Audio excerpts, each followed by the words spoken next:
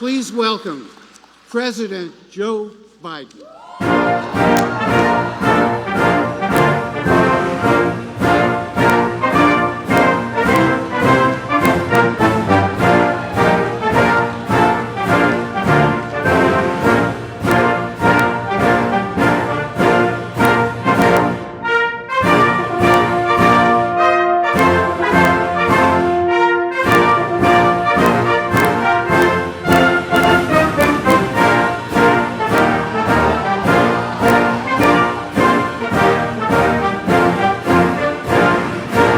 Hello, Hallandale Beach. God love you. Well, thank you. Please have a seat. Thank you. Thank you very, very much. Thanks, Sheldon, for that introduction. And Sheldon, there's millions of people like you all across America who went through the same thing. And not only seniors, but a lot of Americans. My son had stage 4 glioblastoma. Thank God he was in the military. Well, that's how he got it. But anyway, it was a year in Iraq. But he had coverage. But the costs are astronomical. You all know somebody who's had a serious disease. Some of these drugs can be 10, 12, 15,000 bucks a year. Some of them. And so what Sheldon went through is something that a lot of you, maybe some in the audience, have gone through as well. And let me start off by saying I love Debbie Wasserman Schultz, and I make no apologies. She is not only one of my best friends in the United States Congress. I know I don't look it, but I served 36 years in the Congress. And I spent time working with Debbie. She wasn't there nearly that long when I was there, but my point is we became good friends because she has enormous integrity, and she has a sense of understanding what people are going through, and she plays it out, she works it out. And so she was one of my biggest supporters in helping me not only pass, but draft and move some of the legislation we're going to talk about today, a couple pieces of it.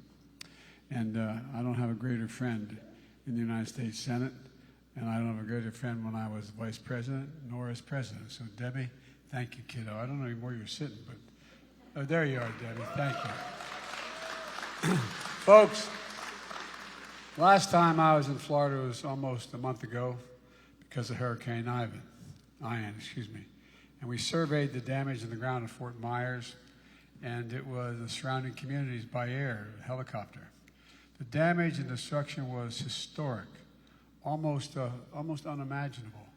And I've said then that it's going to take not weeks or months, but years to fully recover and rebuild. But I also made a commitment. I made a commitment to my administration, the federal government, would give the people of Florida the commitment that we're going to not move until it's all done. We're going to stick with you till it gets all done. And look, folks, my administration has been going to follow through on those commitments to get the people of Florida what they need as fast as they can get it and to help to rebuild. So far, we put in through the legislation Debbie helped me pass as well, $1.7 billion in federal grants, disaster loans, and flood insurance payments have been provided to state and small businesses and households. FEMA has made assistance available to 26 counties and to provide temporary housing and for the survivors of those 6 counties. We've sent 24 disaster recovery centers across the state for survivors to register for help. And FEMA, Federal Emergency Management Assistance, is going door to door to reach people as well. They've also performed over 180,000 home inspections, 180,000 personal inspections. The U.S. Small Business Administration has approved $460 million in low-interest business loans for renters and homeowners. Like I said, this is just the beginning of our effort, and we're going to be with you every step of the way. And by the way, the very piece of legislation I'm talking about today contained $369 billion for environmental protection. Folks, well, I've come to Florida today to talk about 2 very, very, very important programs two very important, that's going to affect as many Americans as anything else, and a great deal of people in this state are going to be affected. And they're under siege by our Republican friends. And by the way, this ain't your father's Republican Party. This is a different deal right now. And there's a lot of good Republicans out there, but they're under a lot of pressure. Social Security and Medicare are the two things I want to talk about. You know, they've been around a long time. President Roosevelt signed the Social Security law into the law 87 years ago. And Lyndon Baines Johnson signed the Medicare into law 50 years ago. These programs do something so basic yet so important. Almost half of all seniors in the United States lived in poverty before Social Security. Let me say that again.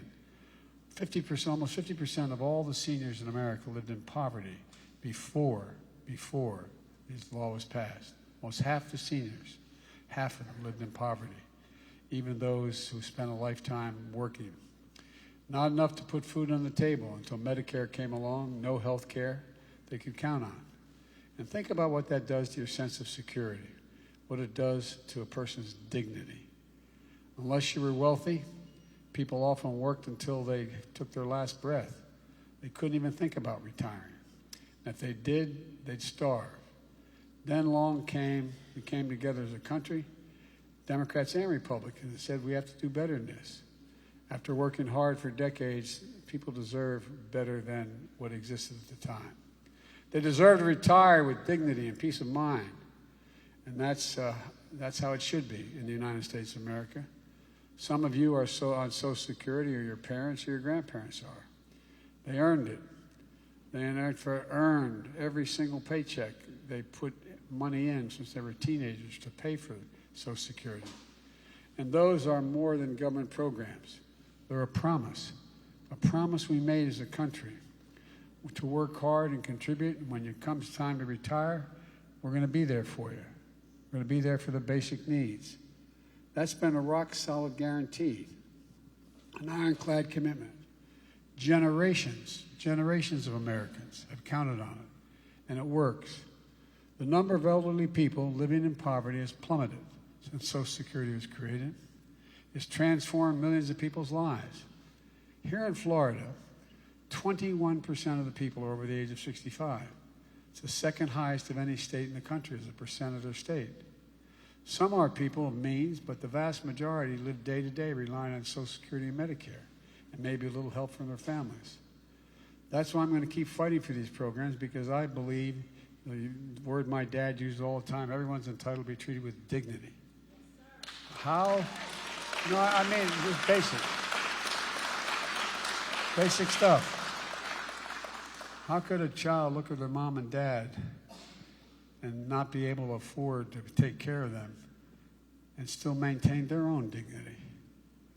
I believe hard work should be rewarded. And I believe that we should leave no one behind, not in the United States of America.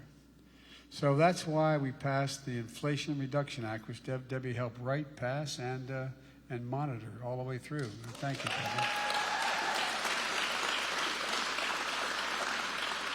And there are a number of parts to it, but I want to talk about one. I want to talk about Medicare. Every single Democrat in the United States Congress voted for the Inflation Reduction Act. Every single one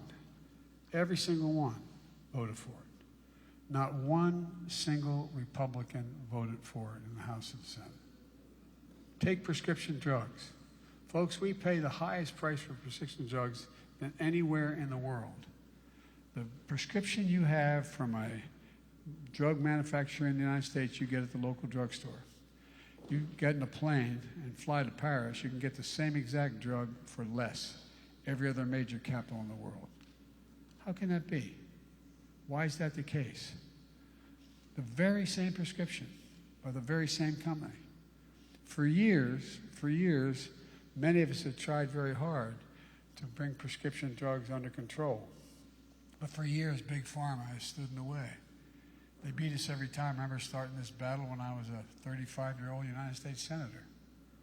Over the past year, drug companies raised the price to make a reference to what my introducer said, raised the price on 1,200 drugs, more than the rate of inflation. Let me get something clear here. Hold for a second. Let me get something clear.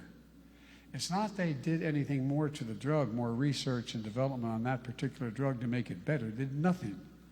Nothing. Same exact drug with no change. I understand if they have a breakthrough in that drug and make it more effective and charge more. I get that.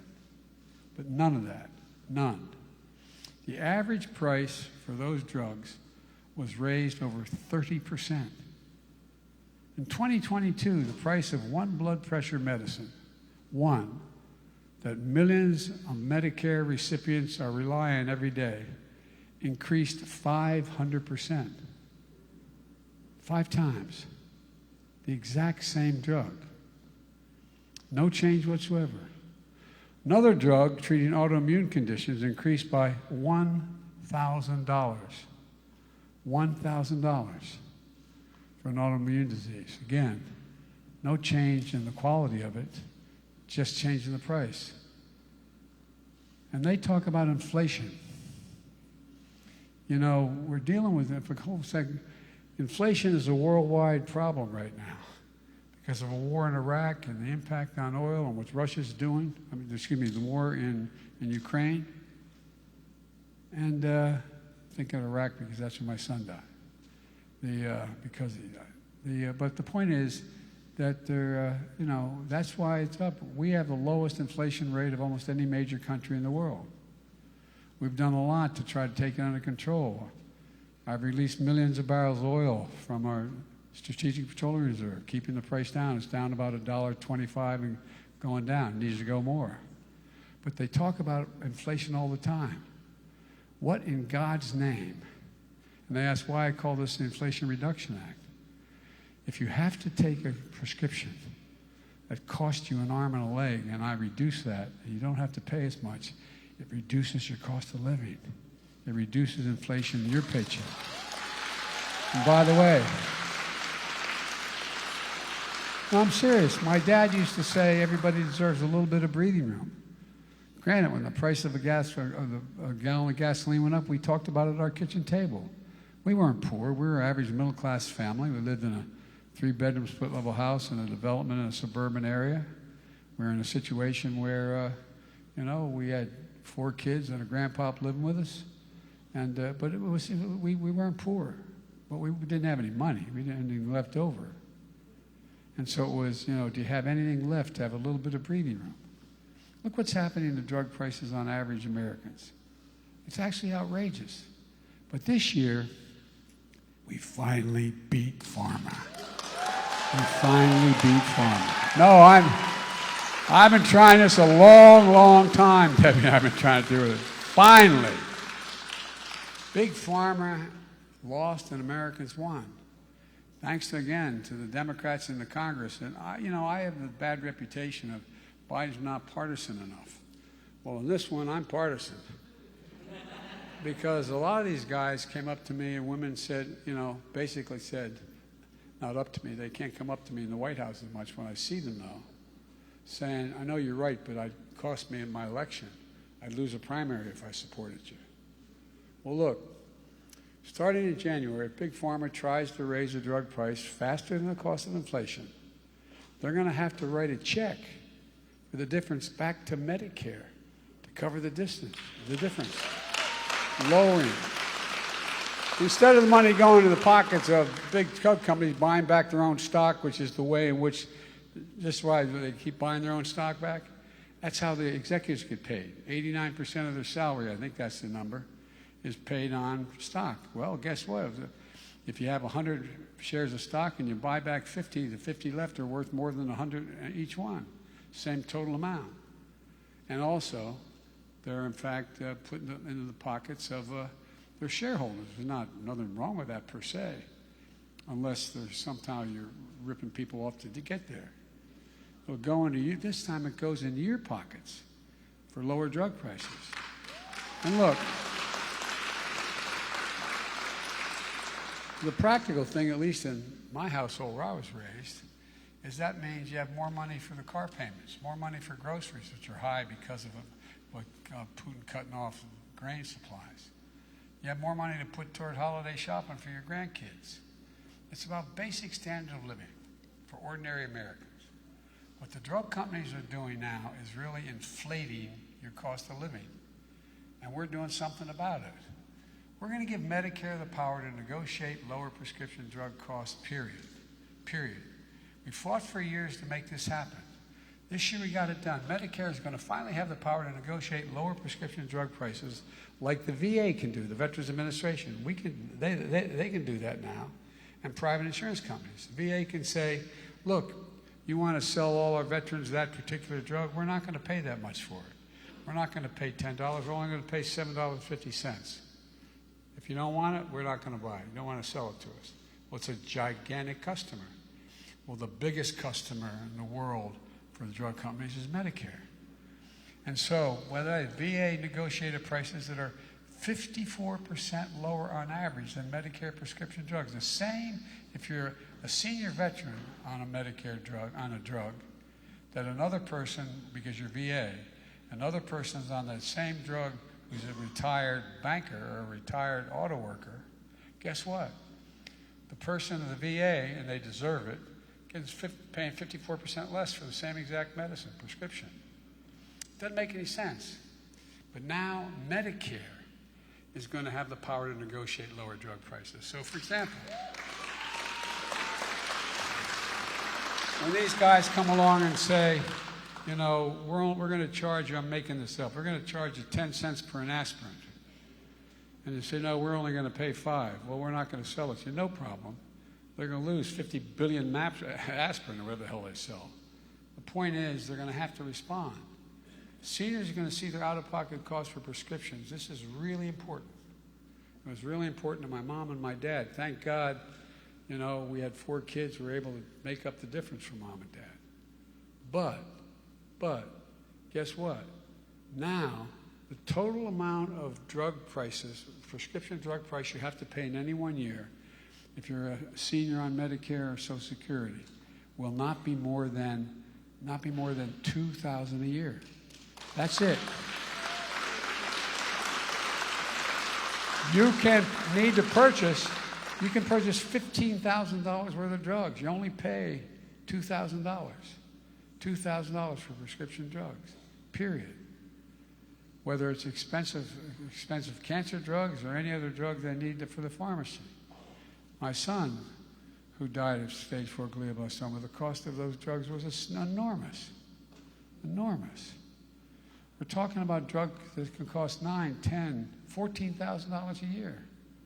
But thanks to this law, seniors are going to be limited to having to pay $2,000 for all the drugs they need. All the drugs. Now, starting in January, we're also capping the cost of insulin. How many of you know somebody with diabetes needs insulin? Well, guess what? And when Debbie and I passed this law, it included everybody, not just seniors. And so what happened was we said, okay, you know how much it costs to make that insulin drug for diabetes? Cost. It was invented by a man who did not patent it because he wanted it available for everyone. I spoke to him, okay? And guess what? It cost $10 to make. $10 to make. And if you count packaging and everything, you could maybe get it up to $15. Well, guess what? They're not going to have to pay more than $35 a month. They'll still make a significant profit instead of an average of $400 a month. Look, that's important. And guess what? It affected, I was at an event like this in Virginia about 4 months ago talking about this, what are we doing? And a woman stood up and she said, I have 2 children. They both have diabetes. And I can't afford the insulin, so we have to share it. We have to cut it back. We split it in half. Imagine a parent looking at their child, knowing they don't have the money or the insurance to be able to pay for it. Talk about being deprived of your dignity. Looking at your child who could have permanent damage or die without access. Maybe so, anyway. And by the way, we're making hearing aids more affordable. Available over the counter. so people don't have to pay expensive visits to specialists. Folks who need them, these hearing aids are available now. The FDA estimates it's going to save patients $3,000 per set of hearing aids. Plus, for seniors on Medicare Part D, recommended vaccines like shingles vaccines are now available for free. 2 million people have been paying $200 for those shots up to now. On average, folks, on average, they're paying $200 for $100, as much as two some places, I should say. And guess what? You have to wonder how many seniors skipped the shot because they couldn't afford it. Well, they're going to be free now. You won't have to make that choice anymore. And for years, the fee you paid for Medicare to cover your visit to your doctor's office has gone up. Now, for the first time in more than a decade, it's going to go down. It's going to go down. For real. And on my watch, for the first time in 10 years, seniors are getting an increase in their Social Security checks this week. So checks are going to be up, and Medicare premiums are going to be down. And look, it's a big deal for seniors. Just add up how much we're reducing the cost of living on Medicare for those in need of health care.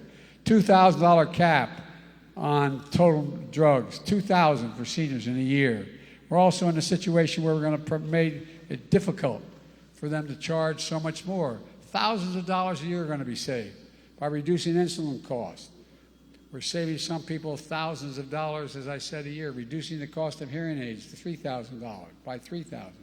The cost of single shots from $100 to $200 to $0. That's real money. Seniors in Medicare, that adds up somewhere between $5,000 and $10,000 a year. Some breathing room, as my dad would say. The end of the month, end of the year. Folks, this is progress that's hard won and hard fought by Debbie and some of her colleagues. And I wish I could say our Republican friends in Congress made it happen. I truly do, by the way. I truly do, because we used to be able to do a lot of bipartisan things. But the truth is, every single Democrat in Congress voted for the Inflation Reduction Act. And every single solitary Republican in Congress voted against these savings. Every single one, including Senator Rubio, who now acts like he doesn't. No, but I was disappointed. It really disappointed me. Now listen to what they're telling us. Republicans in Congress are telling us that their number one priority, if they gain control of the Congress next Tuesday, is to repeal, number one, the Speaker said, the Republican leader said, their number one priority is to repeal the Inflation Reduction Act. That also includes all the matters going to save hundreds of thousands of dollars for people in terms of their energy bills, because they're going to do away with the whole issue with regard to weatherization.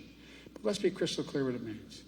If Republicans in the Congress have their way, the power we just gave Medicare to negotiate prescription drug prices goes away, gone. $2,000 cap on prescription drugs, gone.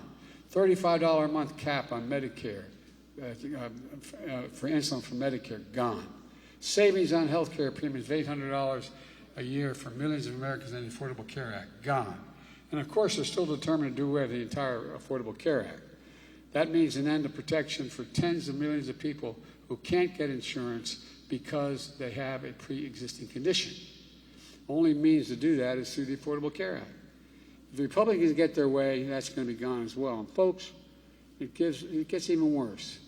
They're coming after Social Security and Medicare in a big way.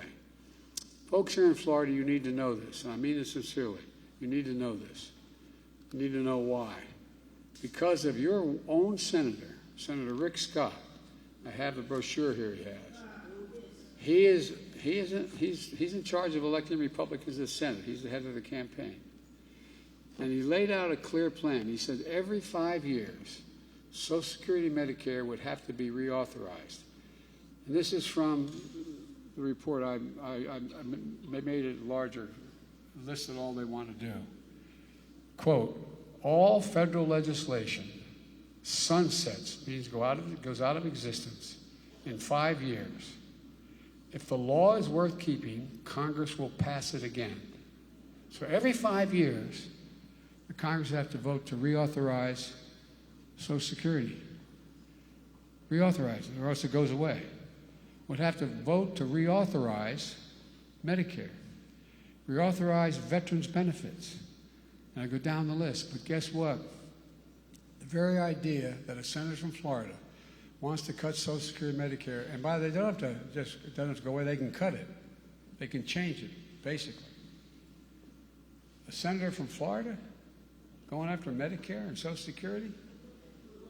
I tell you what, I don't know where, as they say in Southern, don't know where you all been. Hot damn, boy. I tell you, look, it's so outrageous you might not even believe it. And again, word for word, all federal legislation sunsets, means goes away in 5 years. If the law is worth keeping, Congress can pass it again. In other words, it goes out of existence if Congress doesn't vote to keep it. Isn't that wonderful? And then along came Senator Johnson from Wisconsin. He says 5 years is too long to wait. No, it's hard to believe. No, I really mean it. It's hard to believe.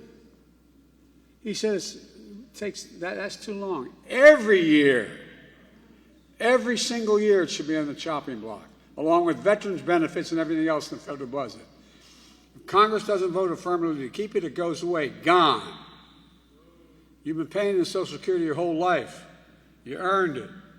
Now these guys want to take it away. Who in the hell do they think they are? Excuse my language.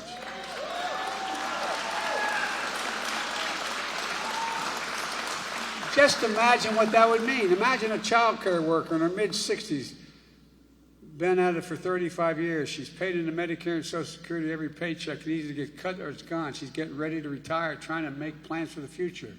She thought she could count on Medicare and Social Security to help her through that. But with these guys, she doesn't know anymore. And Republicans in Congress vote to take away another Medicare benefit in a few years. What's that do to her planning?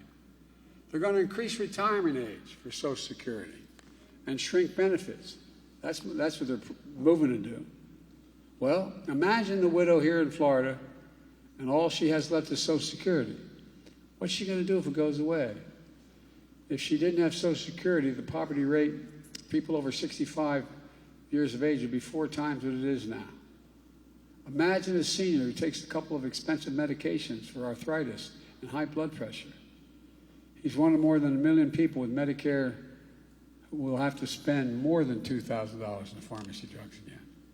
Look, for years he's been struggling to keep up with the cost of these prescriptions. Now, finally, there's relief for the $2,000 cap. But if Republicans have their way, instead of looking forward to having extra money in their pocket, it's not going to happen. Will this drug cost skyrocket in Congress if Republicans get rid of the cap? Well, they're going to need a hell of a lot of votes because I'll veto it. But, look, you could make changes that drive drug costs even higher. Just imagine living with that uncertainty. What do Republicans want to do with the money? Well, guess what? They talk about they want to cut taxes for the wealthy and corporations. In 2020, 55 of the corporate 500 companies, the largest companies in the world, in the United States of America, made $40 billion, paid zero in income tax. So I passed a law saying they got to pay a minimum of 15%. 15%, you all pay more than that. 15%. Well, they want to repeal it. It would allow some of the largest, most profitable companies in America to go back to paying zero. And they want to extend the $2 trillion tax cut, which overwhelmingly benefited the very wealthy and the biggest corporations in the last administration, not a penny of which was paid for in the Trump administration. What's become of us? Folks, many of us are focused on inflation right now. But let me say something. I want to point something out. They talk about big spending Democrats. Yeah, I spend a lot of money to do these things. But guess what? I cut the deficit in half. In half. The federal deficit. This year alone, $1.4 trillion reduction, $400 billion reducing the debt. And last year, $350 billion reducing debt. Give me a break. I'm so sick and I shouldn't get going. Come on, man. just amazing. No, that's a fact. As my granddaughter, she used to say, Google it. You know, I'm serious. We've cut the federal deficit in half while doing all this. And we did it by just growing the economy in many ways and also making sure people began to pay their fair share. And by the way, the largest tax increase we had was for companies who were paying 0 to 15%. School teachers pay a hell of a lot more than 15%. So I don't know what the deal is here. Quickly, let's talk, and I'll end this, talk about inflation. If you want to raise the cost of living on seniors, go ahead and give free rein to drug companies. Look at what these drug companies have done. Republicans in Congress are cheering them on. Go ahead and reduce Social Security and Medicare. Watch what happens to the cost of living of hardworking Floridians. That's what I call inflation. At the end of the month, what you have left, if you have no money, that's inflation. The things you need, are they going up? And they are. They are. And now they've come forward with a real ticking time bomb. This one is outrageous. I mean it. And I've been there a long time. Now, the Republican leader is saying, if I don't cooperate in cutting Social Security between going back into session and the end of this term, and I don't support cutting Medicare and Social Security, they're going to shut down the government by not providing the votes to pay our federal debt to other countries in the world. It'll be the first time in all of American history. They're not going to get it done, but guess what? Remember last time Republicans tried this? And I was literally, as vice president, negotiating with the Republican leader until almost New Year's Eve day, until close to midnight. We finally got it resolved because they couldn't they weren't going to continue. They knew what would happen. Remember what happened? The entire credit of the federal government was degraded internationally because we played that game. It didn't even do it and degraded it. Look, this is irresponsible. Nothing would create more chaos and do more damage to the American economy than playing around with whether we pay our national bills. Let me close with this. Over the past few years, we've faced the most difficult challenges in our history, both at home and abroad. But we're making real progress. You just have to keep going while protecting what generations before us did and make sure we're the nation we thought we were. Look, I know we can do this. I really do. I'm confident. For everything we've been through, I've never been more optimistic about American prospects. We're better situated than any nation in the world. We really are. We have to just remember who we are. We're the United States of America. No, I'm not joking. And there's nothing beyond our capacity if we set our mind together and work together. So God bless you all. God protect our troops. And God give some of our Republican friends some enlightenment. Thank you.